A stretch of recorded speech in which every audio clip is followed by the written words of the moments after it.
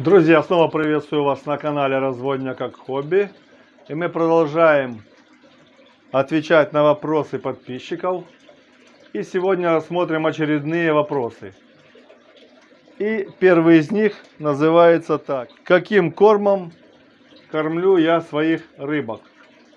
Значит, всех рыбок своих, как плавающих на поверхности воды, таких как гуппи, как тернецию, как данио, как сомиков всевозможных, я кормлю одним кормом, который называется Копин Светал. Это гранулированный корм 0,5-1,2 мм гранулы.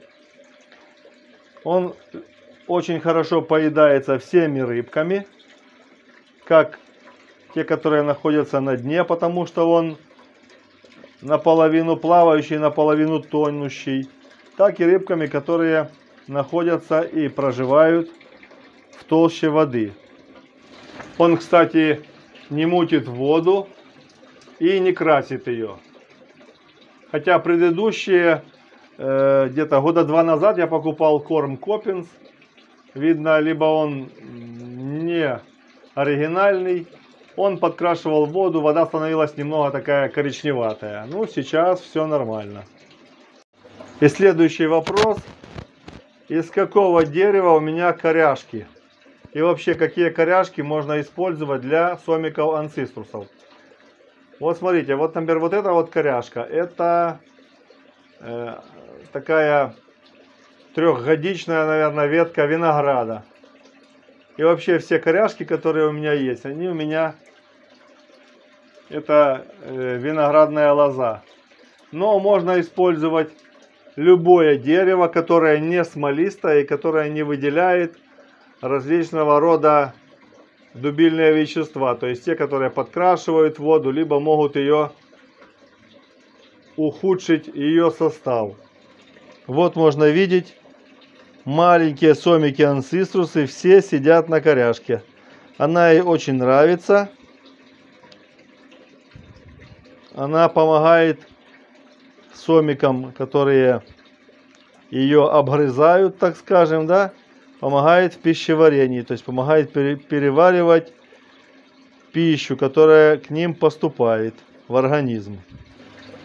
Довольно часто задавающийся вопрос. Это что значит закистованная рыбка? Ну, самое первое такое определение, самое простое, это рыбка, которая не способна к размножению.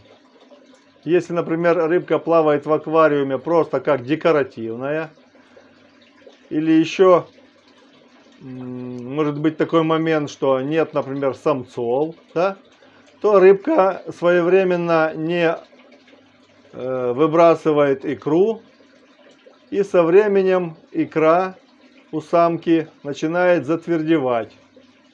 И закупоривается выходное отверстие у нее, и соответственно, даже если будут потом самцы, они не смогут эту икру из рыбки выбить. И поэтому рыбка теряет способность к размножению. Кстати, она еще долгое время может жить просто в аквариуме, радовать глаз аквариумиста, но размножаться она уже не сможет. Это в основном касается икромечущих рыб. Но не всех. У некоторых рыбок есть такая возможность, то есть они икру, если она своевременно не оплодотворена, то есть не произошел нерест, она просто у рыбки, скажем так, самоудаляется. Задается часто такой вопрос, возможно ли скрещивать рыбку разных цветов. Ну, я думаю, что это больше касается таких наиболее распространенных рыбок, как тернеция, данио. Значит, хочу вам сказать, что можно скрещивать в любых вариациях. Значит, если в предыдущие, ну, как скажем так, родители рыбок, которые скрещиваются, раньше не имели таких разноцветных нерестов, скажем так, да, то рыбки в основном получаются примерно 50 на 50 такого цвета, как родители. Возможен такой даже проброс. Вот такие рыбки вот есть Видите, такие белого цвета они, да? Получается количество какое-то и такое. Но я у себя на разводне стараюсь садить рыбок одного цвета, для того, чтобы потом, когда отбираешь новых производителей, чтобы не было сомнений, что будет именно такой цвет. Потому что можно скрестить при таком скрещивании разных цветов. Скрестить, например, синюю рыбку и синюю, да, с разных нерестов, да, чтобы не было перемешивания крови, так скажем. А получится, например, зеленая рыбка какая-то. В основном это будет масса синих, или желтая получится еще там какое-то количество рыбок. Итак, следующий вопрос. Чем кормить производителей для того, чтобы нересты у них проходили как можно удачнее, да? Во-первых, для того, чтобы нересты проходили всегда благополучно, скажем так, рыбка должна получать разнообразный корм. У меня практически вся рыбка кушает сухой корм. Производителям я, бывает, даю еще и живой, такой как аулофорус. Либо есть у меня еще замороженный мотыль. Но даже питаясь только сухим кормом, если рыбку особо не перекармливать, равномерно ее кормить, да, чтобы у нее было достаточно места для плавания, то есть чтобы она не имела лишний вес, да, или так, скажем так, не набирала жир, да, простыми словами, то рыбки в принципе нерестятся. И соблюдать, конечно же, промежутки между нерестами. Соответственно, рыбка будет нереститься все время без проблем и давать хорошие результаты по выклеву личинки и потом получению малька. Многих подписчиков также интересует вопрос, а сколько, например, самка тернеции может отложить икры. Это зависит, во-первых, от количества нерестов, которые были у самки. В среднем любая самка, достигшая половой зрелости соответствующим размером, может отложить 500-600 икринок, некоторые до 1000. А качество икры, соответственно, зависит от условий содержания производителей, как я уже говорил, от корма, для того, чтобы он у них был разнообразный. И, соответственно, тогда рыбка показывает неплохие результаты. Итак, друзья, пока работал на разводне, пришел небольшой заказ. Вот смотрите. 6 коридоросов Венесуэла Оранж и 3 красных меченосца самочки уезжают в новый аквариум. Сейчас у меня мальков нет на разводне, но такой вопрос интересный. Сколько раз нужно кормить мальков?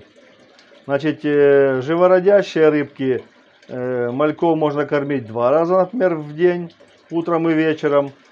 А икромечущую рыбку, то есть малек, когда личинка превратилась в малька и малек начал плавать, желательно этих мальков кормить 3 раза в день. Я обычно это делаю где-то первые 5 дней, возможно, неделя кормлю 3 раза, а потом перехожу на двухразовое кормление. Соответственно, мальки тернеции сразу берут живую артемию, то есть я кормлю ее практически все время только лишь артемией. Могу в первые 2 кормления дать еще солоноводную коловратку для тех мальков, которые там уже очень мелкие там, да. Основная масса кушает артемию. Например, мальков Данио, да, тоже как только начали они плавать, я даю им сразу где-то первые 2 дня обильно кормлю солоноводной коловраткой, потому что малек Данио получается мелковатый сильно и не весь сразу начинает кушать артемию, хотя отдельные особи это могут свободно делать, поэтому даю им и артемию, и достаточное количество солоноводной коловратки, чтобы рыбка не была голодная, потому что если малек не получает в первые часы, сутки жизни нормальное полноценное питание, он может от голода просто погибнуть. Итак, следующий вопрос. Какой размер сетки в нерестовике?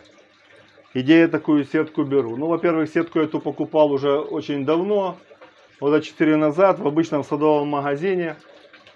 Продавалась она, ну, думаю, может и сейчас есть, но надо смотреть, ходить по магазинам, смотреть. Значит, для дальнего я использую вот такую сеточку. Здесь размер ячейки 4 на 5 миллиметров, ну, можно сказать, даже 5 на 5. Хотя заметно, что она чуть-чуть прямоугольная, 4 на 5 миллиметров. Ну, это также сетка может использоваться для любой икромечущей рыбки. А для тернеции, если тернеция не рестится, могу использовать вот такую сетку. Она чуть побольше, здесь примерно сантиметр на сантиметр. Для тернеции без проблем, она никуда не пролазит. И нормально не рестится. Вообще проблем никаких не было никогда. Ну, также вот эту сеточку, которая самая мелкая, можно использовать и для нереста неона. Она подойдет. Ну и для других икромечущих рыбок. Значит, следующий вопрос такого плана. В каком возрасте тернецию можно отсаживать на нерест? Ну, первый параметр, по которому нужно смотреть для того, чтобы рыбку отсадить на нерест, это ее размер и красивые формы. Ну, как красивые? Ну, я, например, понимаю, какая должна быть рыбка тернеция.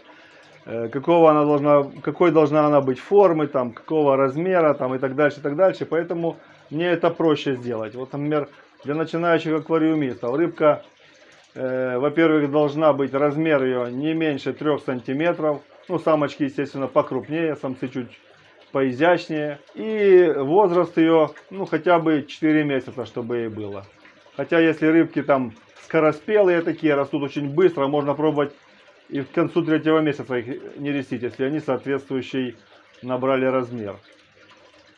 Ну, может быть еще такой даже вариант, что рыбка и размер имеет нормальный, но она еще не готова по своему половому созреванию к нересту. То есть у нее еще, например, у самок не образовывается икра.